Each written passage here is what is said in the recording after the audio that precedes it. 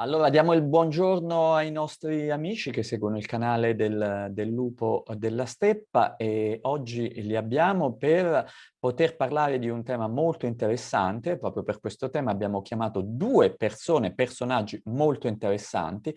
Il tema è quello della stregoneria, della storia di questo fenomeno che è stato nel corso dei secoli e soprattutto oggi sottovalutato come entità, come gravità, come profondità. E abbiamo scelto di parlarne grazie alla presenza del nostro invitato di oggi, che è Paolo Portone, che è uno storico, specialista appunto di storia della stregoneria, è un saggista e soprattutto, per questo ci interessava parlare con Paolo, è il curatore del MES, ovvero del Museo Etnografico e della Stregoneria che si trova a Triola in provincia di Imperia. Quindi intanto grazie Paolo per il tuo intervento e la tua presenza. Grazie Martino e grazie a Valentina per la vostra ospitalità, veramente è un onore per me essere Bene, con voi. grazie Paolo.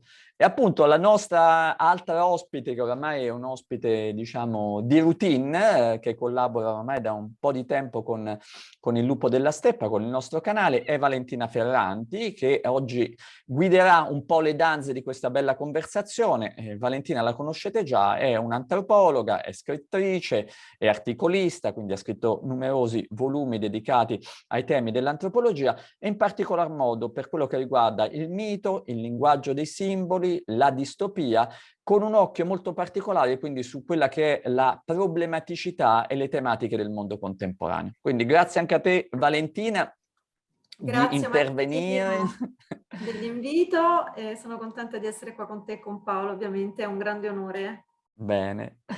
Allora Paolo, lancio io i dadi, poi come dicevo sarà Valentina soprattutto a guidarti in questa bella conversazione. Allora, stregoneria, per le persone che appunto le dobbiamo agganciare con questo tuo e nostro intervento. Allora, periodo storico, quanto è durata? Dove è stata? Stregoneria e caccia alle streghe, ovviamente, e soprattutto ci servono i numeri, perché spesso pensiamo che queste povere signore accusate di stregoneria siano in realtà una manciata di disparute donne, invece mi sembra di capire che quello che è stato decimato è stato un vero e proprio esercito di donne. Cosa ci puoi dire? Allora, questa è una bella domanda, un domandone direi, perché insomma gli studi storici che hanno compiuto sicuramente enormi progressi negli ultimi decenni ci permettono oggi intanto di individuare un'altezza cronologica, no? Per questo fenomeno, un fenomeno che si situa oggi nei primi decenni del XV secolo, del 400, anche se vi sono poi degli elementi che inducono gli storici a ritenere che questo fenomeno possa essere addirittura anticipato alla fine del XIV secolo. Sebbene non nella forma ancora dell'associazione cospirativa di adepti e adoratori di Satana, in cui venivano fatti rientrare appunto fattucchiere, guaritrici, eccetera, eccetera. Questo come altezza cronologica. Quindi un'altezza cronologica più precoce rispetto a quella consueta, no? Che si vuole, secondo una tradizione consolidata, almeno qualche decennio fa, far coincidere con la promulgazione della bolla di Innocenzo VIII, la Summis Desiderantes Affectibus, nel 1484. Per quanto riguarda l'area, l'areale geografico, il cuore della caccia, laddove proprio prese forma questa nuova leggenda di credenza di una setta di cospiratori contro la cristianità, che adoravano il diavolo, che praticavano infanticidi, erano sacrilegi, erano apostati ed erano eretici, la peggiore delle eresie, perché l'eresia di chi seguiva il diavolo. Bene, questo è Imaginaire du Sabbat.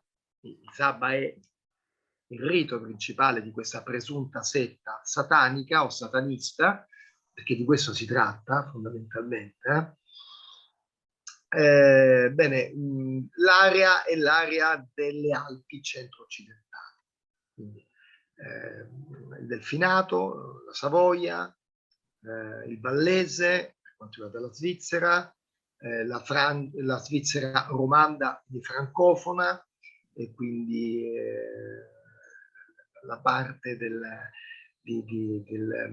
Canton del Vaud, fino ad arrivare a Berna, arrivare dalla parte invece tedescofona della Svizzera. Comunque tutto quel versante franco-svizzero che le cui diocesi insomma erano pedemontane, erano ai piedi della catena delle Alpi. Dall'altra parte, nel nostro paese, quella che noi chiamiamo oggi in Italia, in Valle d'Aosta, in Piemonte, in Lombardia, probabilmente anche in Alto Adige, in Trentino e forse anche sull'Appennino Ligure, ma con una diversa incidenza, abbiamo più o meno all'ingrosso nello stesso periodo la stessa condizione storica che consentì la genesi di questa nuova leggenda di credenza, quindi l'invenzione della stregoneria diabolica. Per quanto riguarda poi le vittime sono ovviamente in prevalenza donne. Anche su questa questione c'è stata poi una forma di revisione del giudizio storico, c'è stata qualche studiosa che è venuta fuori dicendo ma c'erano anche degli uomini. Sicuramente ci sono stati anche degli uomini, ma sicuramente la maggior parte delle accusate e delle condannate a morte erano di sesso femminile. Su questo non ci piove, non ci sono dati che possano, no, in qualche modo ribaltare quello che è un dato oggettivo. I numeri sono stati dati numeri veramente, si è passato dal 1 milione di vittime che veniva riportato nell'enciclopedia britannica a 300.000 processi e poi a 100.000 e passa processi con 60.000 e passa vittime nell'arco di 3 secoli, dal 4 al 700. Quest'ultimo dato che ho fornito è quello che risulta in questa opera che è ritenuta un po' punto di riferimento statistico, che è l'opera La caccia alle streghe di uno studioso americano, Brian Levac, che negli anni '80 scrisse questo testo che insomma rappresenta ancora un punto di riferimento per quanto riguarda diciamo, il dato quantitativo. C'è da dire questo, naturalmente, che sul dato quantitativo pesa come una spada di Damocle il problema della documentazione. Cioè noi a tutt'oggi abbiamo una documentazione che è parzialissima, soprattutto per quanto riguarda il tardo medioevo. Quindi tutte le stime sono veramente stime congetturali. Quindi non possiamo definire questo fenomeno solo sulla base della documentazione esistente. Ci sono anzi motivi che lasciano pensare che le cose siano andate molto diversamente, così come ci sono state raccontate da alcuni storici revisionisti, perché è bene dirlo che anche in questo campo abbiamo assistito alla fine degli anni '80, inizio anni '90, a una forma di revisionismo storico che tendeva a sminuire le responsabilità della Chiesa istituzionale nella formazione di questa nuova leggenda di credenza e soprattutto nella responsabilità dei tribunali dell'Inquisizione medievale, che è diversa dalla Inquisizione riformata nel 1542, ma che sostanzialmente è sempre Inquisizione romana e che ha avuto un ruolo determinante nella formazione di questa, appunto, questa nuova mitologia, no, della presenza di una setta di cospiratori, adoratori del diavolo. Quindi c'è stato un fenomeno di revisionismo che ha teso un po' a sminuire, un po' a fare il gioco delle 3 carte, a dire beh, tutto sommato però il numero delle vittime del tardo medioevo sono poche, ma basandosi in realtà sui documenti che abbiamo, che sono pochi. Anzi, la documentazione indiretta, letteraria, quindi per esempio letteratura demonologica, ci fa intuire probabilmente che invece i numeri siano stati molto più grandi, che poi è anche l'oggetto dello studio che tra breve sarà pubblicato, speriamo nel 2023, proprio sull'antica diocesi di Como, a cui sto lavorando insieme a un ricercatore indipendente come lo sono anch'io. Lui si chiama Valerio Giorgetta, che è un esperto di storia della caccia nella Valtellina, e lì le cose sono effettivamente tali da far pensare che il fenomeno, la punta dell'iceberg, sia veramente la punta dell'iceberg di qualcosa di molto grosso, che nasconda qualcosa di molto grosso.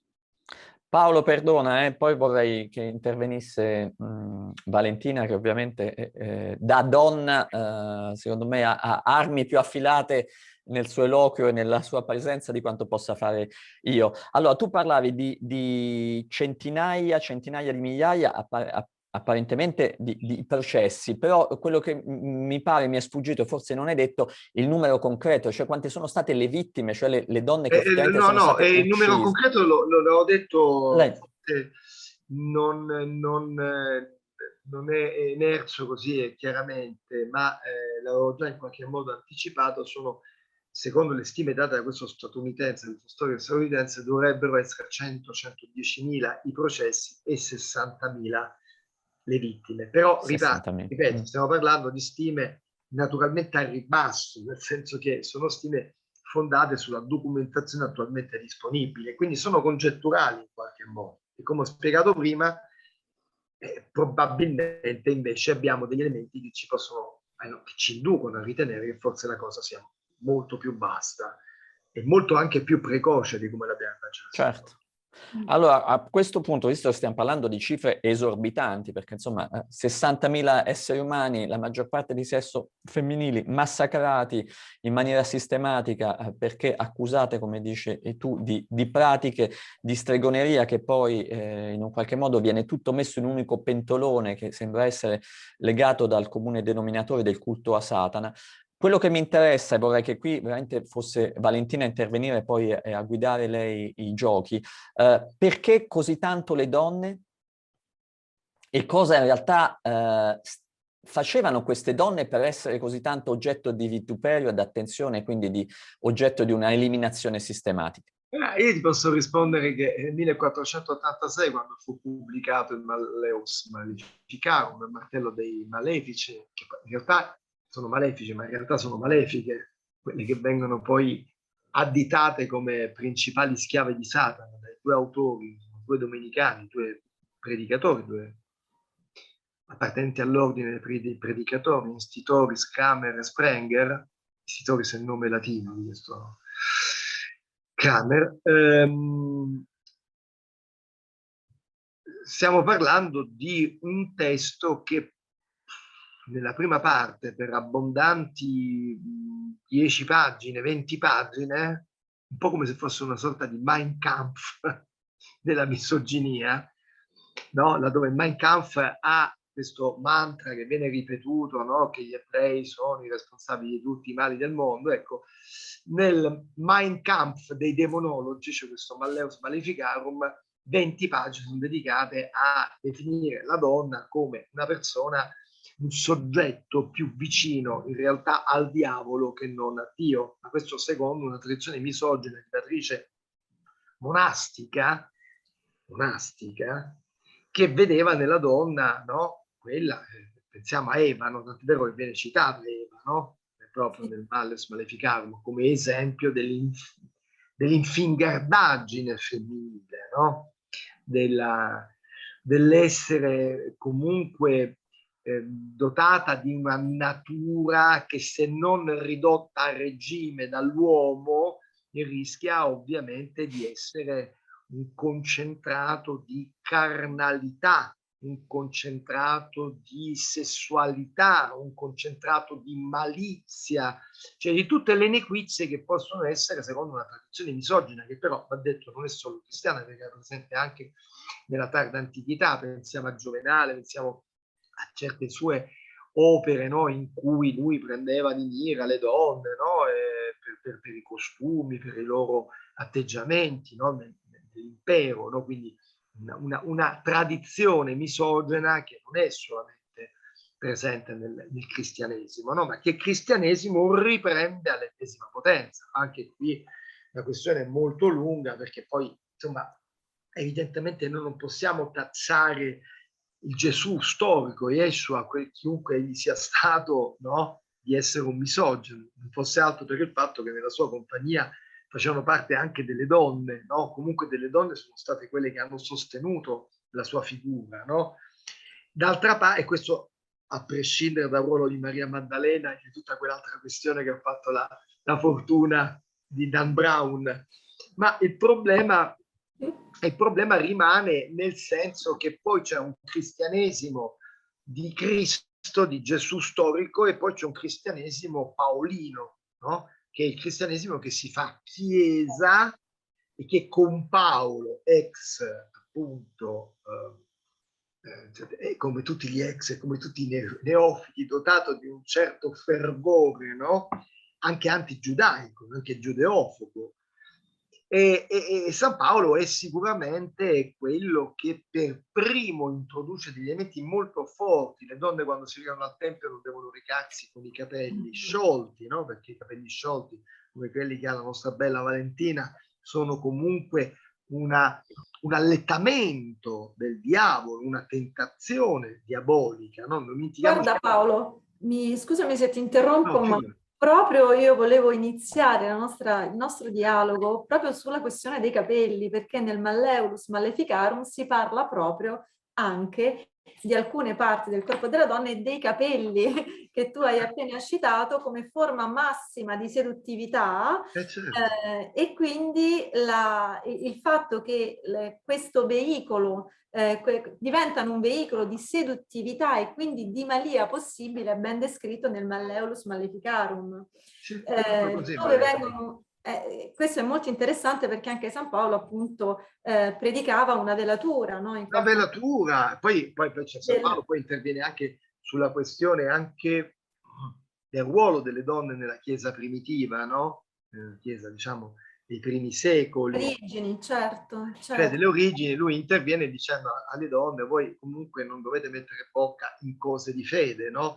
Laddove poi invece esisteva, questo va detto per correttezza, io non sono un esperto di storia del cristianesimo, cioè la studio, l'ho studiata in quanto studioso anche di storia delle religioni, ma nella storia del cristianesimo chi studia appunto la Chiesa di quel periodo sa bene qual era il ruolo, per esempio, delle diacore, che era un ruolo molto importante, che però via via poi viene sminuito, eccetera, eccetera. Comunque, tornando alla suggestione del perché le donne, ecco, basterebbe leggersi queste 10-20 pagine, adesso non ricordo esattamente il numero, insomma, a parte cospicua dell'introduzione del Malleus per capire come lì, in quella misoginia, che ripeto, è presente già nella cultura, non è che se la sono inventata i cristiani, però i cristiani, in quanto poi costola dell'ebraismo, perché anche questo va detto, perché se noi andiamo a vedere le religioni abramitiche, quindi partiamo dall'ebraismo, vediamo, insomma, l'Antico Testamento, il ruolo della donna è un ruolo,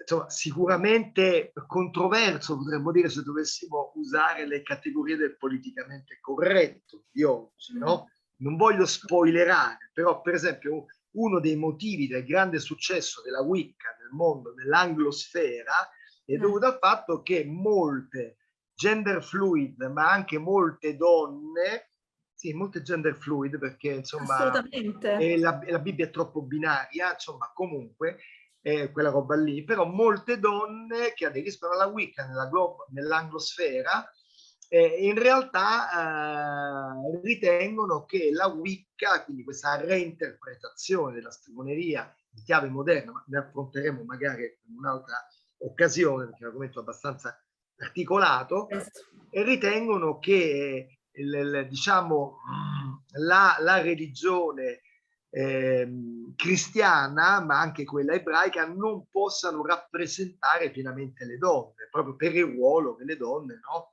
hanno all'interno. E devo dire anche qui non senza una ragione di fondo. Noi pensiamo per esempio nell'Antico Testamento a tutte quelle forme di attenzione che credo anche nel Deuteronomio vengono poste alla donna quando ha il ciclo mestruale, cioè al tabù relativo al sangue catameniano, che tra l'altro è un sangue che rientra in molta magia, in molta operatività magica, no?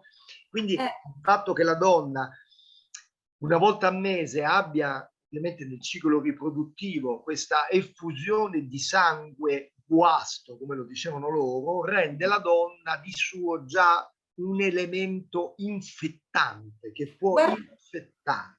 Paolo, possiamo dire purezza e pericolo in qualche modo, no? Esattamente. Il sangue che purifica è un sangue pericolosissimo, ma perché parlando di donne e stregoneria non passiamo che non parlare del corpo delle donne, no? Esatto. Il corpo delle donne perché, questo è un mio punto di vista, correggetemi o comunque intervenite se non lo trovate abbastanza sapiente o comunque fondante, il corpo delle donne è aperto alla trascendenza.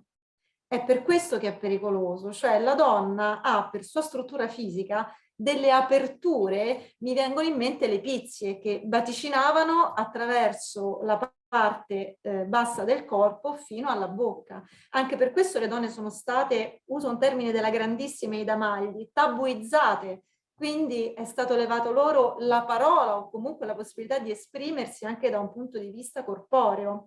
Mentre quelle di cui tu parli, Paolo, erano delle donne portatrici di una sapienza informale potentissima che è stata depotenziata e criminalizzata, ma erano le famosissime, cioè conoscevano le virtutes herbarum, quindi conoscevano il modo per guarire, per nutrire, ma anche per far morire, però, perché c'è anche Assolutamente sì, assolutamente sì. Allora, questo aspetto è un aspetto molto interessante. Allora, io credo che vada posto come dire, un paletto, no? Cioè dobbiamo capire, visto che stiamo parlando oggi anche della caccia alle streghe, come la caccia alle streghe poi ha cambiato tante cose.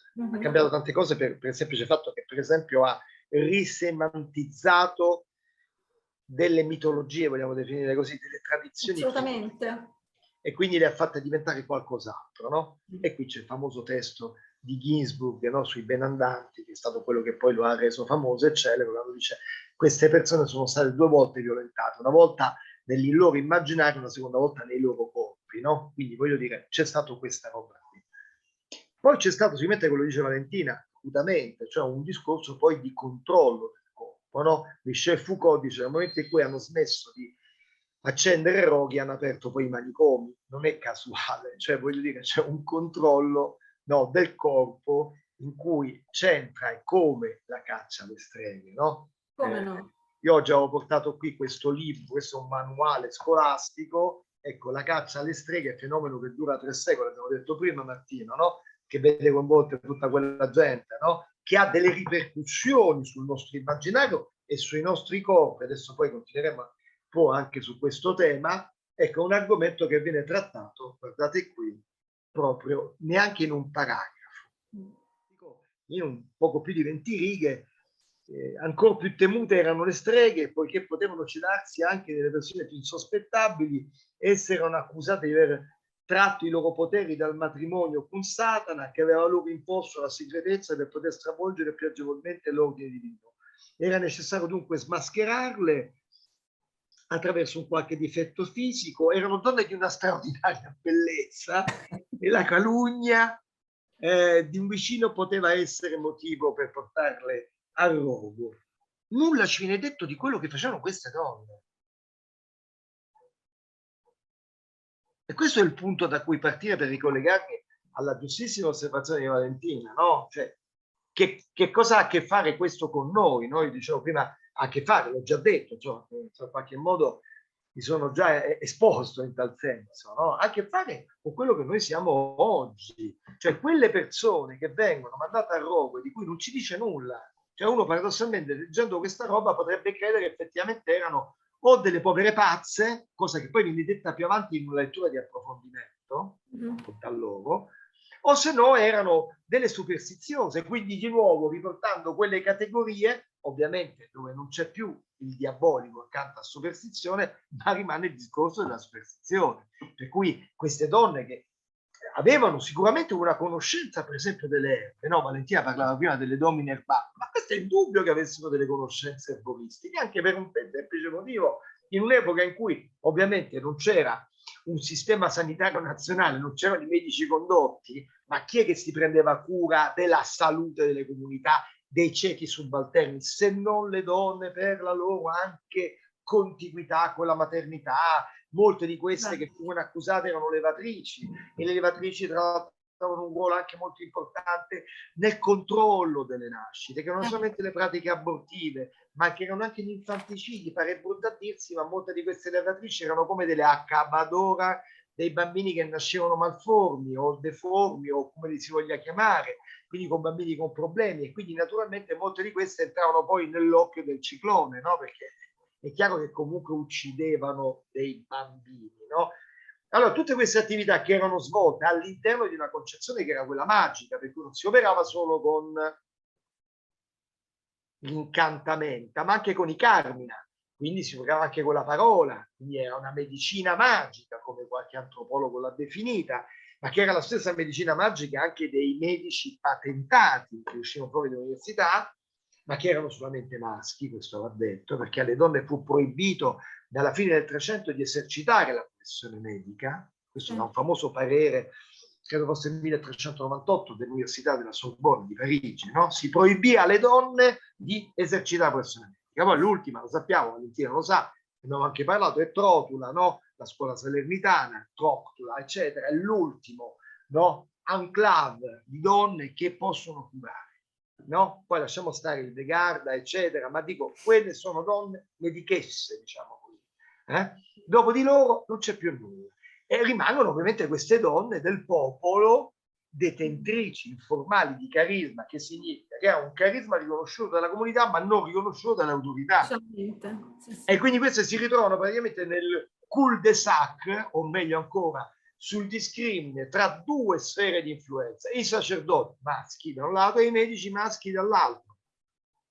E quindi la loro non può essere che una fine decretata, soprattutto in certe aree geografiche, perché poi questo dobbiamo anche dirlo, cioè dobbiamo anche dire perché le Alpi, l'ho detto all'inizio, il cuore, no? Il laboratorio entro il quale prese forma, no? La nuova, no, mitologia, questa mitologia assolutamente di matrice ecclesiastica, cioè la setta di adoratori del demonio, prende forma nelle Alpi per un semplice motivo, perché le Alpi, le valli, sono aree laterali che conservano, sono conservative. Perché si parla solo di una cultura subalterna in questo caso, cioè una cultura nascosta rispetto a quella ufficiale, ma anche dove le donne poi si ritrovavano e si... Esattamente, Valentina. E quindi quella realtà lì, ecco, quella realtà lì, no, perdonami, così concludo il concetto perché è importante questo che arrivi. Quella realtà lì, cioè la realtà valligiana, no, dove il cristianesimo è arrivato in ritardo, l'evangelizzazione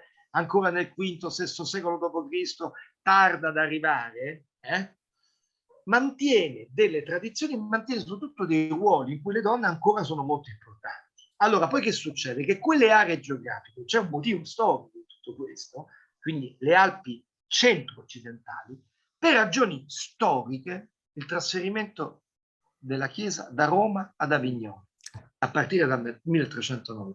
Il fatto che a Basilea e a Costanza si tengono due dei più importanti concili in cui si tenta la riforma della Chiesa, si spostò il baricentro della cristianità nel cuore delle Alpi. E la conseguenza che cosa è stata? È stato un radicale processo di acculturazione. Quindi è quello che è successo né più né meno, come diceva Luciano Parinetto tanti anni fa, quello che è successo con le comunità indigene quando c'è stata appunto la scoperta delle Americhe. Né più né meno. L'acculturazione coatta, sì. Coatta. Questo dal punto di vista antropologico è tanta roba, capite? No? Allora, però questo aspetto poi è sempre stato diluito, perché se poi noi andiamo a leggere alcuni testi anche molto, diciamo, insomma, rigorosi, no? Scientificamente orientati, ancora si parla, no? Della policausalità, no? Per cui si annacqua che cosa? Quella che è l'origine di un... Poi è chiaro che noi abbiamo anche i processi a Loudon, no? Loudon è il famoso processo, quello dove Urbain Grandier andò a fare rogo, no? Perché lui era accusato di aver, no? Circuito, no? le orzoline che stavano lì, cioè, quindi tutto il processo, no? Lui addirittura gli trovano pure la carta con cui lui avrebbe scritto il patto col demonio che è conservata alla Biblioteca Nazionale di Parigi. Però, voglio dire, l'origine di quella roba lì avviene un certo momento storico, riguarda una certa area geografica e riguarda certe figure. Che poi questo sia stato utilizzato anche per mandare a rogo altre persone in altri contesti non cambia una ragione. E questa è una cosa molto importante da sottolineare. E poi, ritornando al discorso del governo del corpo, che è una questione di cui appunto sollevava prima Valentina col suo intervento, è chiaro che nel momento in cui si incontrano due lobby, diciamole così, la lobby dei sacerdoti e quella dei medici, per queste donne non c'è scampo. E il ruolo dei medici è stato importante, molto spesso viene ignorato anche negli studi scientificamente orientati il ruolo che ebbero i medici. I medici erano chiamati per la ricerca del marchio diabolico sul corpo delle donne. Questa è una delle cose che più mi ha colpita, facendo appunto una piccola ricerca, anche leggendo alcune cose che tu hai scritto, Paolo.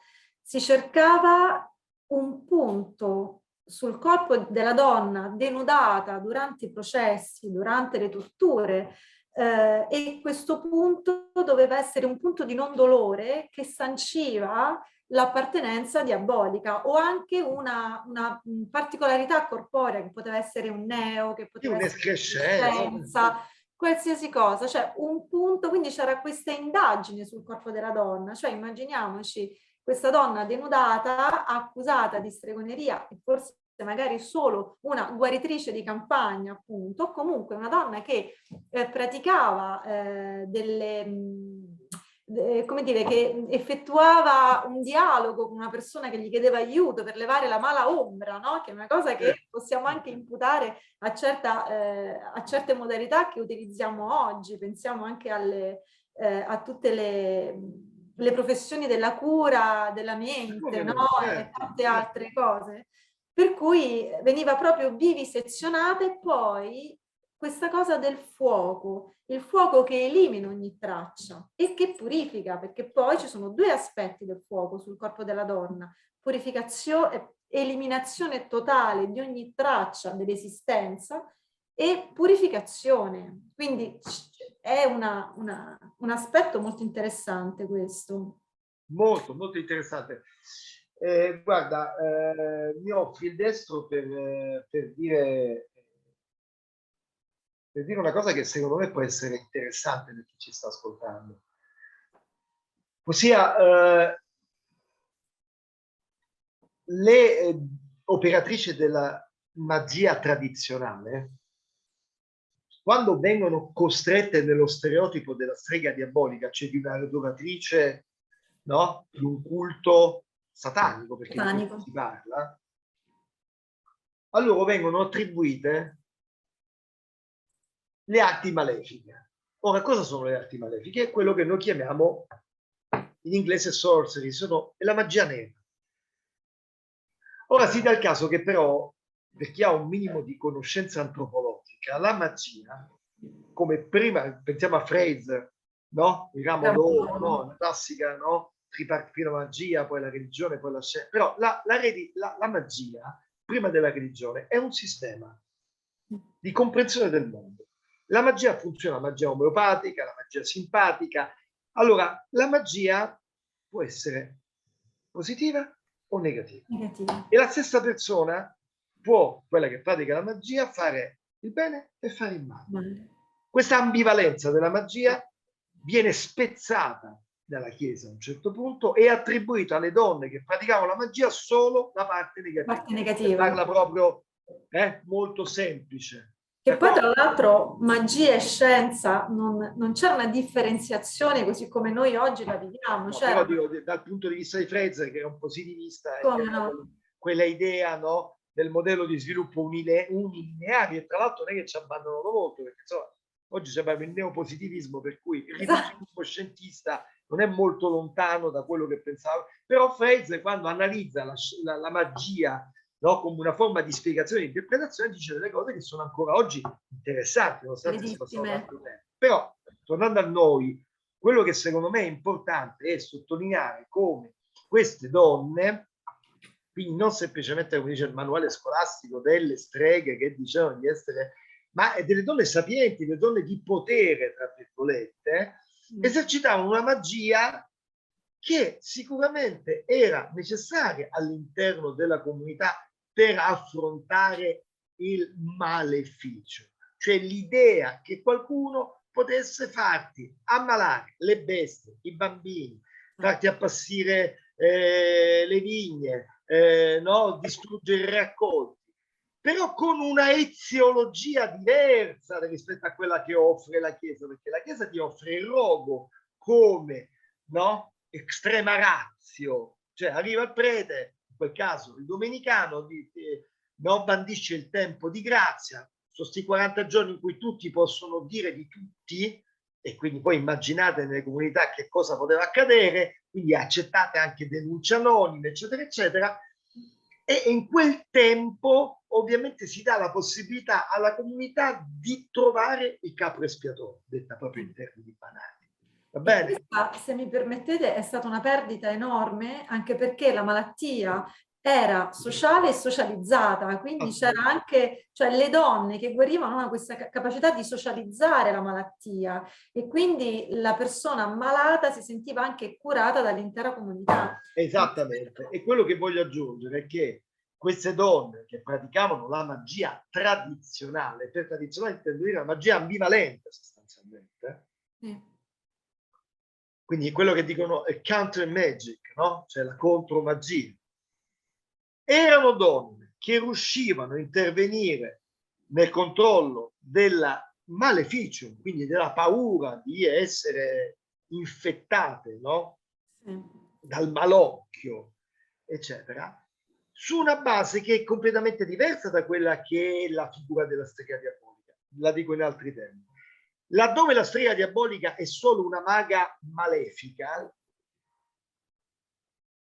una evil witch, se vogliamo, la maga tradizionale, la fattucchiera che poi diventerà strega, è una che opera, come abbiamo detto, sia la magia ad amorem, o diversamente qualificata, e anche la magia ad mortem, e conosce i segreti, no? Per contrastare la fattura.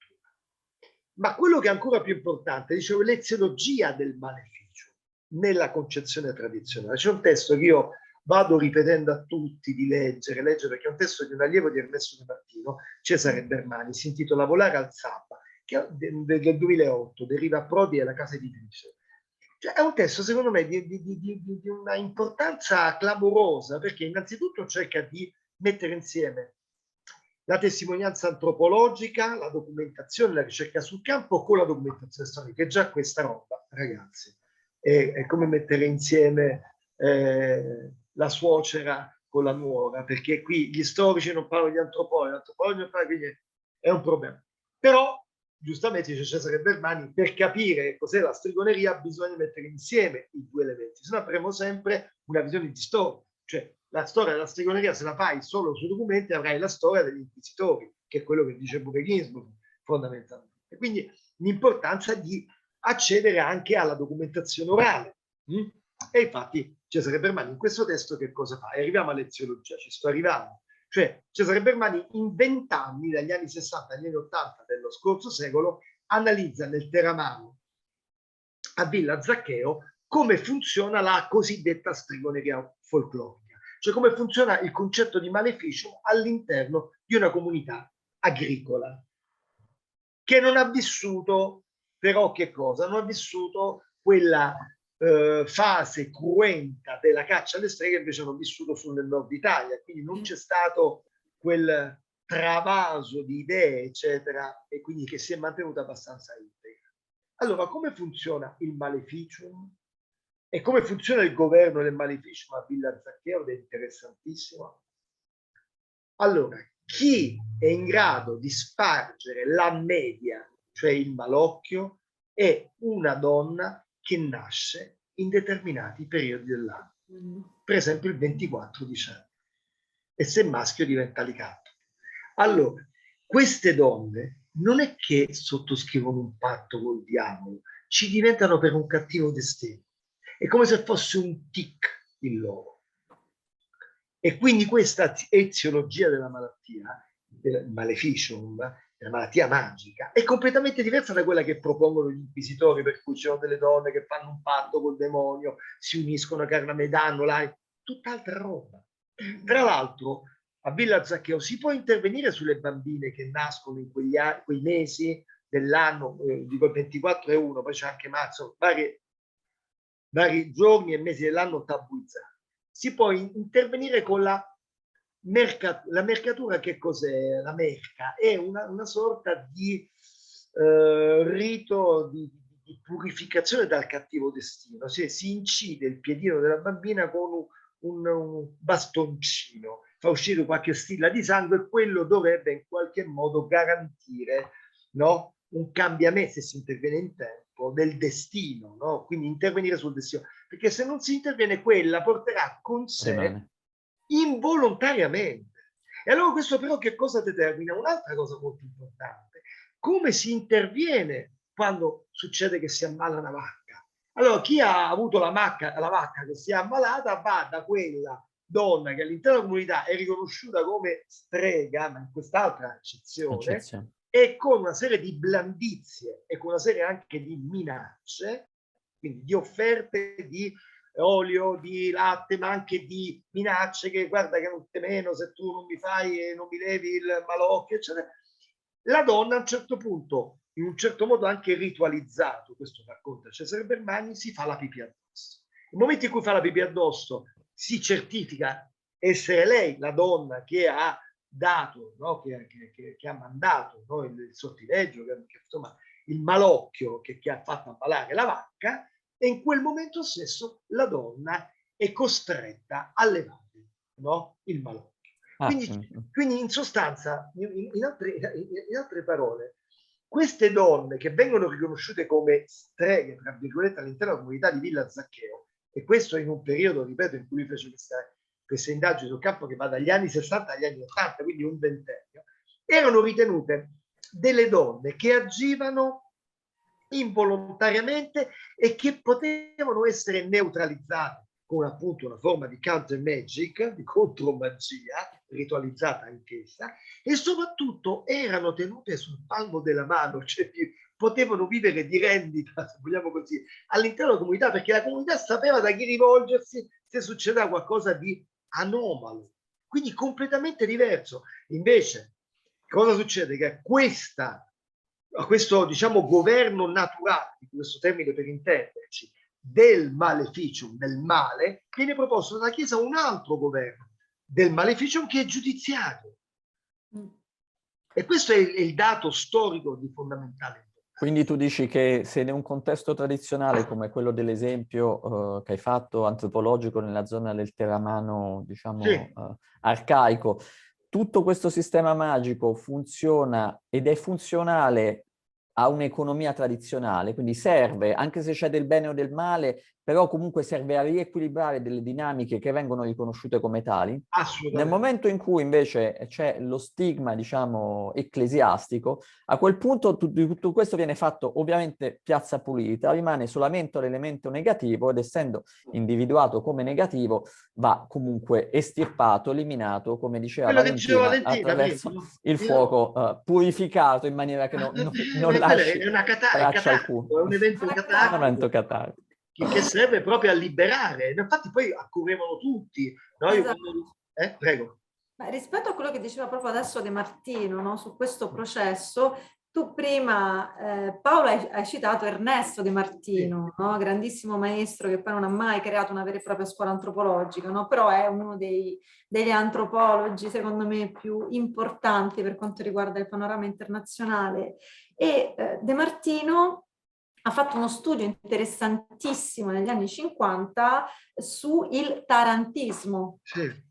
E il processo che è stato fatto su questa trasformazione del mondo delle donne, il maleficio, eccetera, eccetera, è stato fatto sulle tarantate, che erano delle pazze, no? Per il sentire comune erano delle pazze. Siamo in un territorio che è quello del sud Italia, in odore di antica Magna Grecia, dove c'erano le baccanti.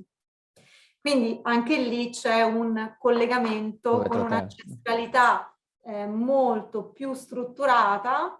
E quando la Chiesa è entrata all'interno del tarantismo, il movimento, cioè questo movimento, questa forma rituale del femminile è morta completamente, perché è entrata all'interno della struttura ecclesiastica. Certo. Quello più o meno. Assolutamente, scusatemi, perché qui arrivano messaggi, poi magari... no, dicevo, assolutamente vero quello che tu dici, c'è vero, nel senso che corrisponde poi a una realtà storica. Ernesto De Martino, d'altra parte, quando si recò per le sue famose spedizioni, ora in Lucania, ora in Puglia, negli anni 50 dello scorso secolo, si trovò di fronte proprio non ai lacerti, ma si trovò di fronte a un sistema che ancora agiva organicamente, no? nella cultura folclorica, nella cultura ed era popolare del tempo, no? ed era funzionale a quella cultura. Ed era assolutamente funzionale. Allora, voglio dire, è chiaro che è un action, come dire, un action out, quello che avviene, se vogliamo vedere da un punto di vista anche psicodinamico, no? Quello che avviene durante il rito, non quello che fanno oggi a Melpignano, che naturalmente è una reinvenzione folclorica, una reinvenzione folclorica della tradizione che nulla a che vedere con il tarantismo, no? Quello rito. Però per ritornare proprio a quello che dicevi tu, è chiaro che quando quella viene sussunta all'interno del San Paolo che appunto cura dal morso dei serpenti, e poi le donne vanno a Galatina, c'era la chiesa a Galatina dove questi andavano, perché è chiaro entravano che hanno preso e poi, no, in qualche modo inglobato. Però quello che importa è che sottolineare in questa sede, naturalmente, che nel sud, che noi vogliamo magico, la caccia alle streghe non c'è. Esatto. E nel nord, invece, che noi vogliamo, no, razionale, legato insomma alle magnifiche e progressive sorti del progresso, scusate il gioco di parole, da sempre, no, nel nostro immaginario. In realtà il nord è quello che ha vissuto principalmente il fenomeno della caccia alle streghe. È quello anche che in Nord Europa. Ma questo perché? Perché l'abbiamo detto in inizio di trasmissione, perché questo fenomeno è un fenomeno che ha a che fare, che ha i piedi ben piantati nella modernità. E quindi in questo senso il mezzogiorno arcaico, quello di Carlo Levi, no? Quello del Cristo si è fermato deboli, è chiaro che ha conservato quelle tradizioni. Viceversa il nord le ha tagliate, le ha recise. D'altronde, voglio dire, un benefattore della riforma cattolica, Carlo Borromeo, poi santificato come santo della riforma, e lui è stato un accanito sostenitore della estirpazione delle superstizioni diaboliche, e quindi anche della caccia alle streghe. E lui stesso condusse una caccia alle streghe in Val Mesolcina nel 1583, portando a morte numerose persone. Quindi, voglio dire, noi stiamo parlando di una realtà che ha vissuto la confessionalizzazione, il disciplinamento sociale in una forma completamente diversa rispetto al resto della penisola. Possiamo dire, Paolo, scusami se ti interrompo, che proprio perché nel sud Italia noi siamo in odore di Magna Grecia, quindi c'era una tradizione mitica, c'erano... Sì, però non è solo un fatto, però non è un fatto solo culturale, è un fatto proprio economico e sociale. Cioè le strutture economiche e sociali del Mezzogiorno, il Mezzogiorno è feudale, si mantiene una realtà legata ai valori, adesso diciamola così in termini molto spicci, che sono quelli della società silvo-agro-pastorale. Il nord vive l'urbanizzazione, vive la modernità, vive se vogliamo, un patriarcato 2.0, ok? E lì c'è tutto un discorso molto interessante, ma lo facciamo oggi, naturalmente, sennò poi mettiamo troppa carne sul fuoco, ma tanto per dare un elemento.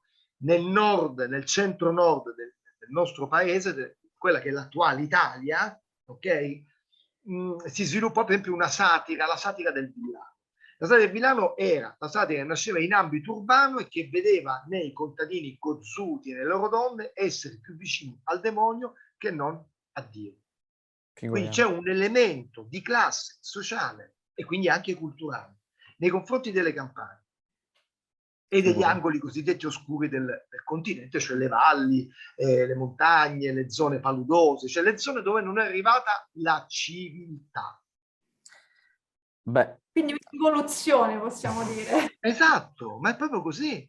La modernità è un'involuzione. È la modernità, ma questo lo diceva già Franco Cardini negli anni 70, no? Poi qui noi agiamo sempre per etichette. Franco Cardini passa per essere, no, io lo conosco, è un amico, eccetera, una persona in gamba che certamente non è che devo presentarla io, in gamba nel senso, per me è un significato che va al di là dei valori professionali, una persona che sa muoversi, che capisce le cose non in base solamente ai propri pregiudizi no? Ideologici, indipendentemente da come si voglia pensare. Però lui in un famoso testo suo degli anni 70, Magia e superstizione del Medioevo, e arrivò a affermare questo, una cosa che all'epoca fu presa sotto gamba e non so fino a che punto ancora oggi digerita.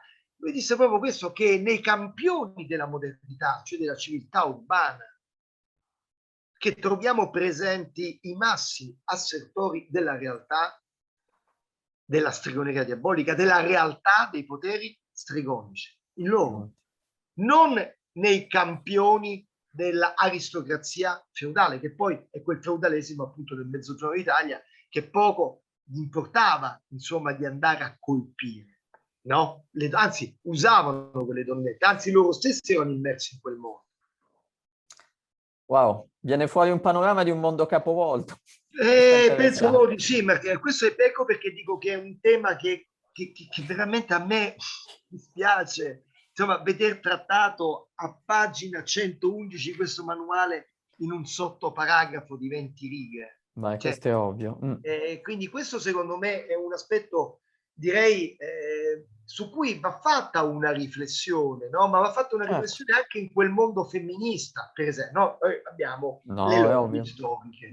Le lobby storiche sono lobby importanti perché sono quelle che hanno portato fortuna ad alcuni argomenti, no? Io ho sempre detto che questo argomento non era un argomento con cui fino a qualche tempo fa, ma forse ancora oggi, si fa carriera universitaria.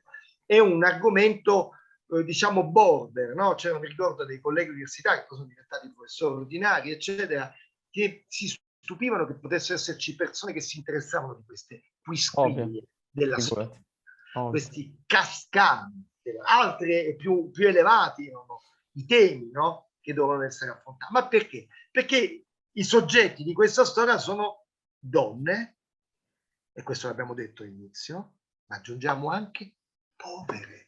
No, quelle bellissime che dice qua, sono donne povere e anziane. Ora ditemi voi qual è quella lobby che è interessata a riesumare la storia di donne povere, anziane, no? Ma chi lo fa?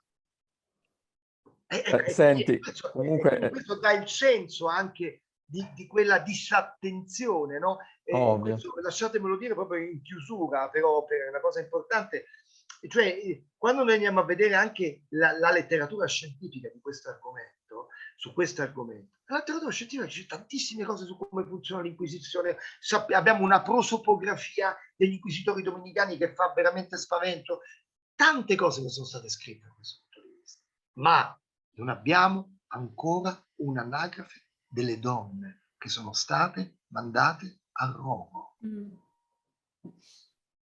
Ma un complotto, direi, verso il mantenere ciò che è anonimo nell'anonimato, in maniera che non emerga mai in superficie. E comunque mi sembra, da tutto quello che, tirando un po' le somme, da tutto quello che avete così in maniera acuta detto, ci sono vari aspetti. Insomma, quando si dice stregoneria, anche se diceva Paolo, sono un po' i cascami della storia considerati da alcuni, però ecco, andando a grattare un po' in questa immondezza o in questo aspetto poco importante della nostra cultura, della nostra storia, del nostro passato, vengono fuori temi fondamentali. Allora, c'è il tema della femminilità, come avete detto, c'è il tema della corporeità, e messi insieme quindi il corpo e quello della donna. Ci sono delle dinamiche di potere, perché mi sembra che tra le righe, anche se non è stato detto in maniera forse così tanto esplicita, ma ovviamente ogni azione rispettava le logiche di una lobby che doveva affermarsi rispetto a altre dimensioni di potere che invece dovevano essere emarginate, schiacciate e neutralizzate. Quindi c'è corpo, c'è donna, c'è potere. E dicendo già solo queste cose mi sembra di capire che parliamo di streghe, di roba di secoli e secoli fa, ma c'è qualcosa che è molto molto attuale, che invece ci parla del giorno d'oggi e di come forse sotto altre forme, altre lobby, ma tenendo fermo potere, corpo e femminilità, forse stiamo andando verso nuove caccia alle streghe. Quindi volevo chiudere in questa maniera questo appuntamento e, se siete d'accordo, darvi appuntamento a un tema dove vogliamo un po' rispondere forse a questa domanda. C'è una caccia alle streghe al giorno d'oggi? Ci può essere ancora una caccia alle streghe? E se è così, sta già avvenendo? Non sta avvenendo? E se dovesse avvenire, sta avvenendo? Quali sono le sue forme? E su questo mi interesserebbe ovviamente interpellare. Allora, io da parte mia vi ringrazio ovviamente Valentina Ferranti per tutte le sue acute osservazioni, incursioni su questo tema ben delicato. Grazie davvero intanto Paolo Portone per questa enorme